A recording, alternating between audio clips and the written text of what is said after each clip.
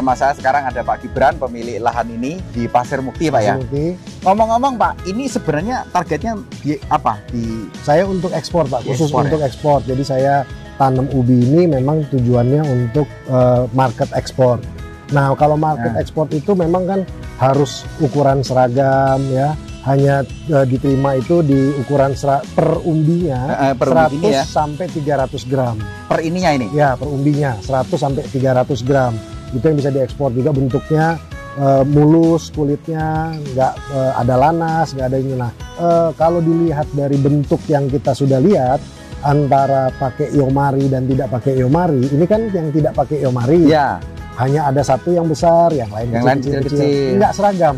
Nah kalau yang kita pakai Iomari itu ukurannya relatif seragam semua, dengan beratnya yang sama, hampir sama ya. Jadi dari sisi saya kalau untuk ekspor lebih banyak yang bisa terpakai. Masuk. Ini kan nggak terpakai, ya. Ini nggak terpakai. Yang paling terpakai cuman yang ini aja mungkin. Sama ini udah. Tapi kalau yang saya panen dari lahan yang menggunakan Iomari, relatif kalau misalnya ada 6 umbi itu bisa 5 terpakai, 4 terpakai gitu loh.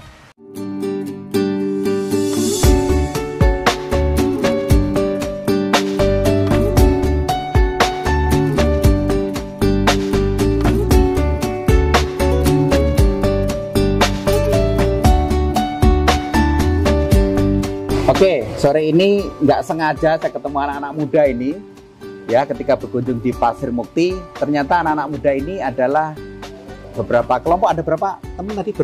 Bertiga ya. Bertiga ini seorang eksportir ya, kebetulan ngekspor ubi madu ya. Iya, ubi jalar. Ubi madu, ubi jalar ya. Gimana bisa kenal Pak Gibran ini? Kan rumahnya di BSD lagi. Gimana bisa ketemu Pak Gibran itu sebenarnya dari rekan bisnis juga, awalnya dari Mas Kris. Jadi awalnya dari beliau kita tahu tentang ubi dan segala macam. Kita belajar juga mengenai supply ya, karena kan kita cari supply barang ubi-ubian ini kan nggak gampang ya, karena kalau dari petani saja itu nggak bakalan cukup, dan mereka juga masih buta dengan namanya spesifikasi ekspor. Untuk saat ini permintaannya sebenarnya itu per minggu itu bisa 2 kontainer 40 feet. Kalau barangnya ada. Kalau barangnya ada. Itu. Ubi yang sudah kita cobakan pakai YGO gimana? Kesan? Ya, jadi tadi sempat cerita sama Pak Gibran juga, katanya ada efek di umbi-umbian yang pakai YGO itu ya. Itu efeknya dia dalam satu tangkai itu tumbuhnya sama, besarnya sama. Jadi itu TO spesifikasinya itu bisa masuk lebih banyak ke spesifikasi ekspor dibandingkan kalau nggak pakai itu banyak yang reject, ditambah dengan lanas itu di pasar pun nggak ada yang ambil soalnya. Halo, saya lanjutkan ini tadi yang disebut Mas Kris tadi yang ahli ngerti pertanian dan sampai mengenalkan ke Pak Gibran ini adalah ini beliau nih asli Solo ya. Nah, terus gimana melihat kita sudah punya peluang ya lebih bagus kalau pakai YGO apa? Ya, saya rasa mungkin kedepannya bisa menjadi salah satu SOP dari petani mungkin yang mau bermitra dengan kita untuk produksi ubi kualitas ekspor ya, bisa menggunakan produk dari Iomari seperti itu. Jadi nanti kita kalau sambungkan dengan beberapa bumdes ini, Mas Kris ya, siap dukung ya? Boleh, siap. Wah, terima kasih banyak ini Mas Kris, waktunya sudah saya culik sebentar karena udah mau jalan ini sebenarnya.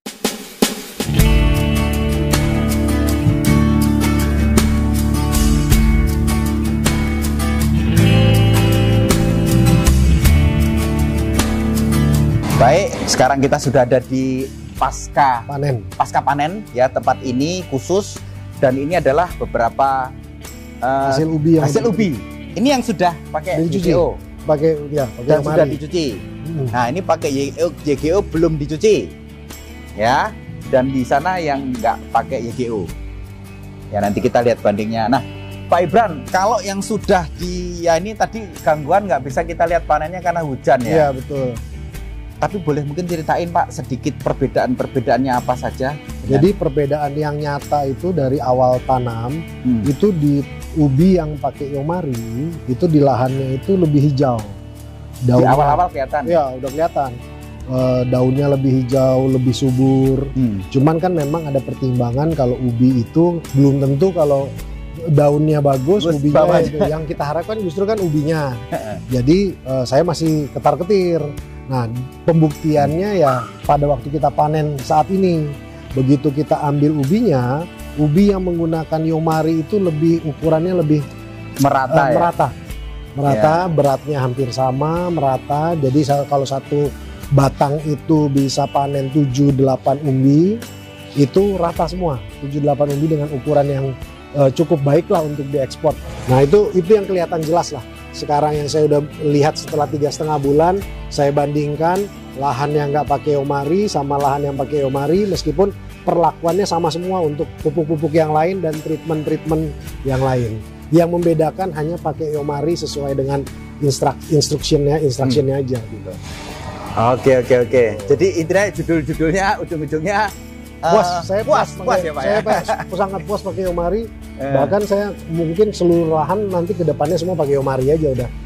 Berikut juga dengan mitra-mitra yang lain yang kerja sama-sama saya pasti akan kasih tahu mereka harus pakai Yomari ini untuk bisa meningkatkan produksi mereka. Karena kan kita kerjasamanya ya saya janji untuk membeli hasilnya mereka. Nah hasilnya mereka kan juga harus masuk kualitas ekspor. Ya pasti saya harus ajarkan dengan teknologi yang sama, termasuk penggunaan Yomari ini. Gitu. Kalau memang ada yang serius, misalnya ada BUMDes tertentu serius nih, ngedukasi.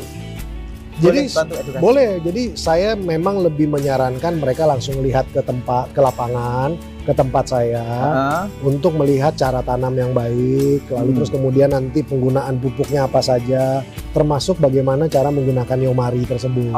Mereka langsung bisa melihat gitu loh. Ini loh yang pakai Yomari. Sekarang bandingkan sama tempat lain yang nggak pakai Yomari. Toh mereka kan juga petani-petani juga, jadi sudah pernah melihat lah. Nah, demikian sore ini. Terima kasih banyak Pak Ibran untuk waktunya. Untuk udah diantar ke lahan segala. Basah-basahan lagi ya. Waduh, itu udah. Dan tadi saya bersyukur ya pas yang bantu impor anak-anak muda itu pas ketemu lagi ngumpul di sini. Ada 3 orang ya tadi ya. Anak-anak muda semua. Salah satunya udah kita wawancari tadi. Ya, terima kasih banyak Pak. Sampai ketemu dan semoga kerjasama ini segera direalisasikan. Ya, sampai jumpa di video berikutnya. Terima kasih.